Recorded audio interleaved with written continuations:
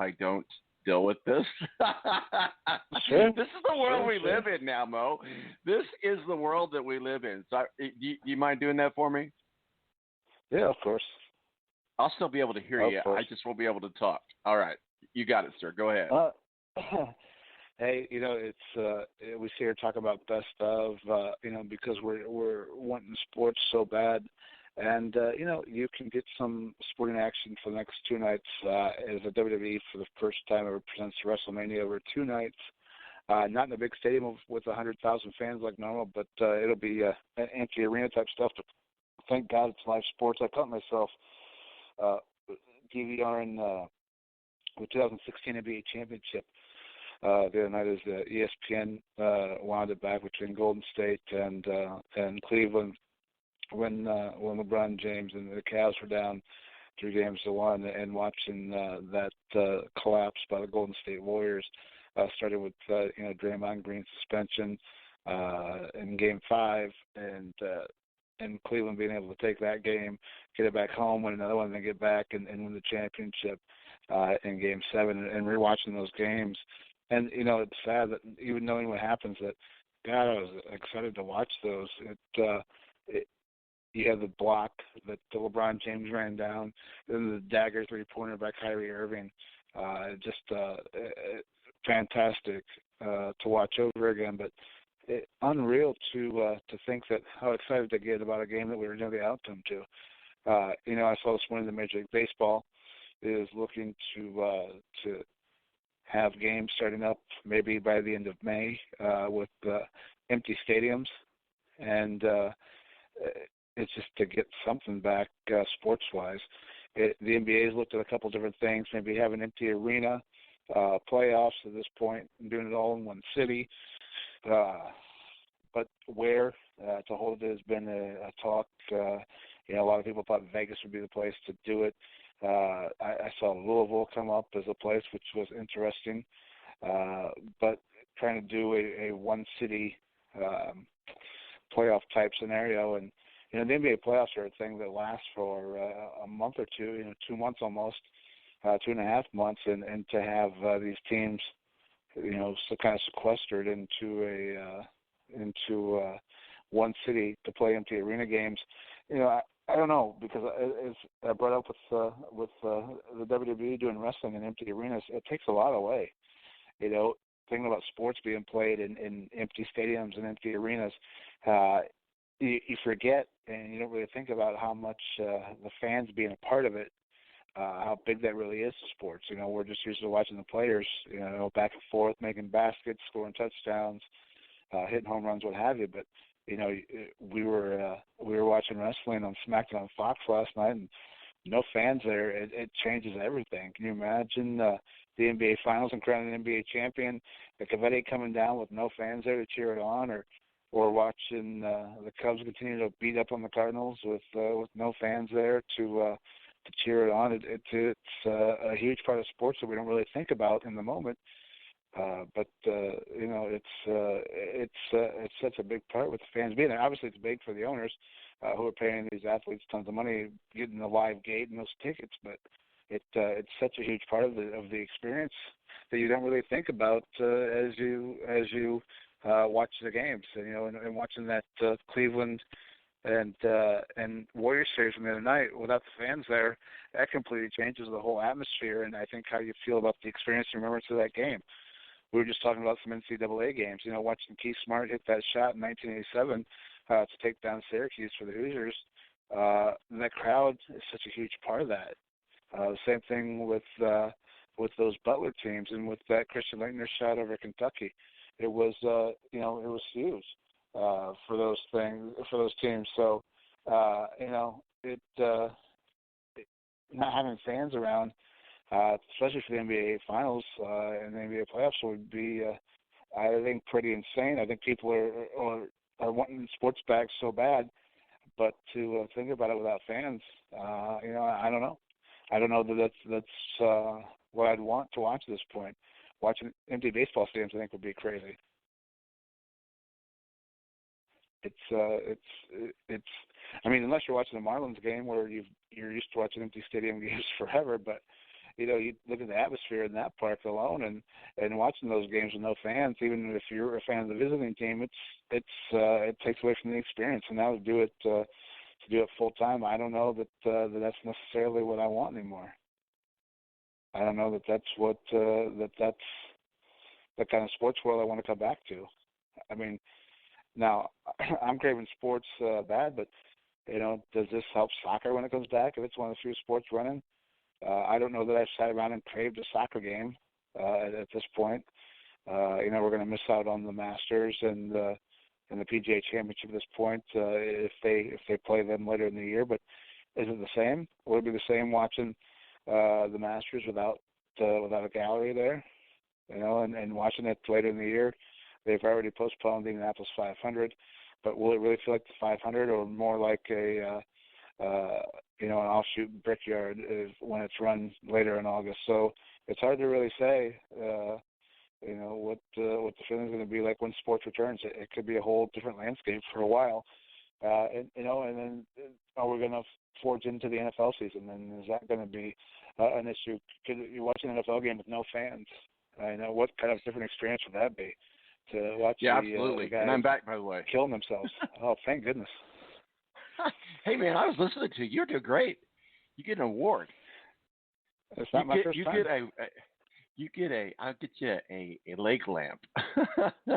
Thank you. From Christmas. A major award. It'll be fragile from Italy.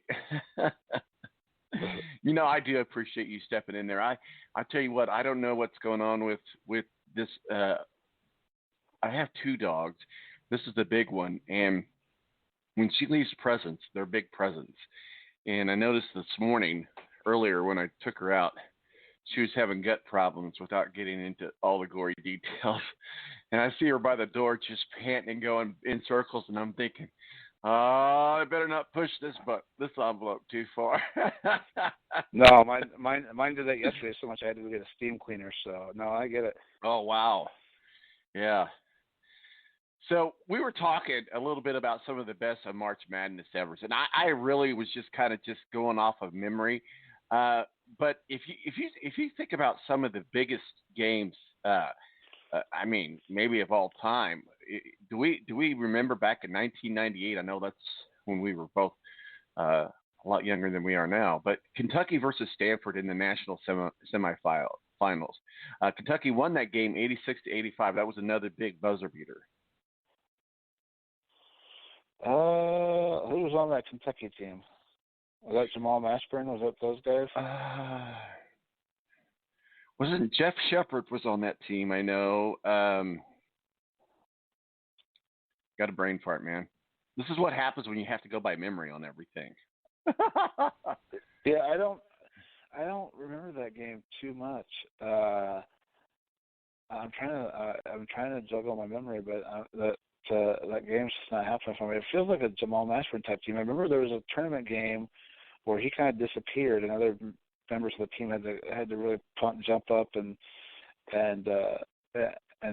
take over for him because he had a really bad game in one of those NCAA tournament games. But he's another guy that we kind of forget about.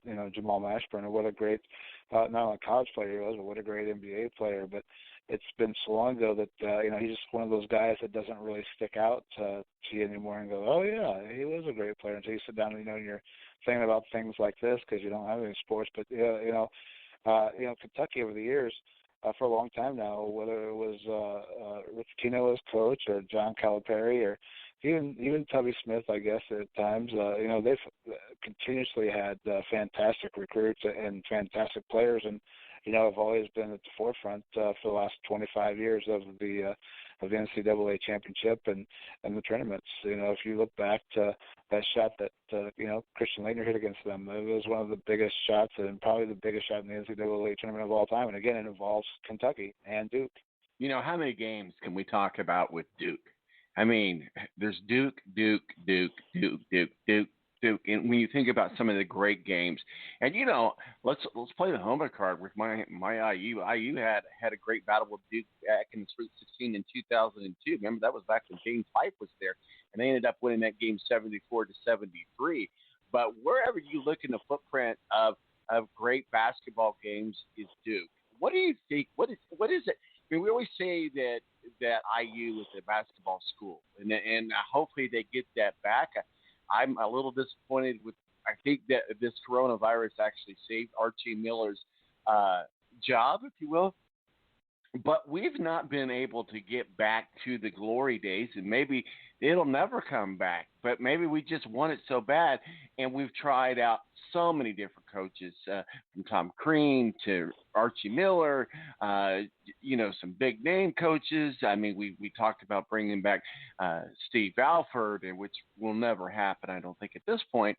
What is the missing link with Indiana University in they're struggling to at least just to even get into the tournament. They're struggling, but they're getting some great recruits. I mean, some great, 4-star, 5-star recruits over the years, but they've just not been able to mesh in the right way when it counts. They're winning some good games, and they probably would have gotten into the tournament this year as maybe as an 8 or a 9 seed, but it was by the skin of their teeth.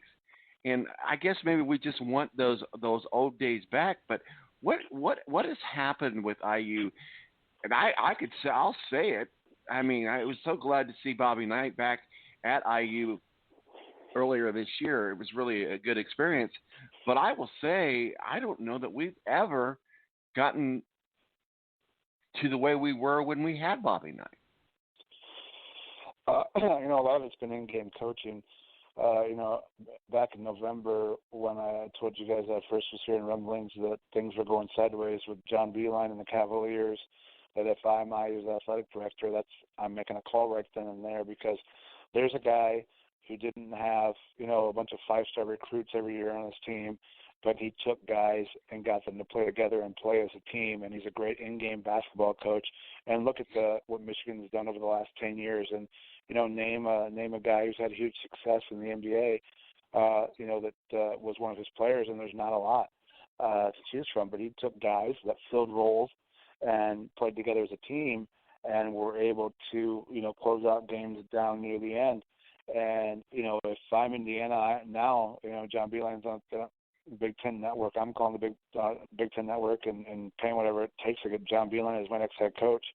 The NBA wasn't a fit for him, obviously, and the success he had at West Virginia and especially at Michigan, again, over the last 10 years, I'm backing up the big truck to bring John Beilein as the next head coach of Indiana if I'm the new athletic. Well, I don't think there's going to be any changes now. I don't think we would see a change until the 2021 season.